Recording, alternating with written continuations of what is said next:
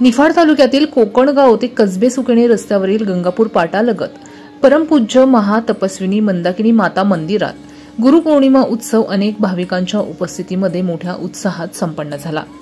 सकाळपासूनच पाद्यपूजा, अभिषेक, होम हवन इत्यादी कार्यक्रम पार पडले आणि त्यानंतर गुरुमाऊली अप्पा यांचे गुरुपूजन करण्यासाठी भाविकांनी गर्दी केली होती।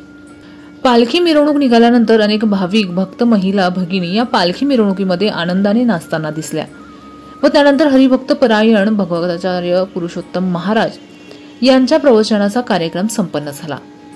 पालखी पूजन, गुरुमाऊली अप्पा यांचे पूजन व पिंपळे गुरुजी यांचे पूजन करण्यात आले। गुरुपौर्णिमा उत्सवासाठी हजारो भाविकांनी कार्यक्रमासाठी हजेरी लावली होती। आरती व महाप्रसादाचा कार्यक्रम संपन्न झाला। या कार्यक्रमाचे सूत्रसंचालन नाशिक माझा न्यूज चॅनलचे संपादक देविदास मोरे यांनी केले।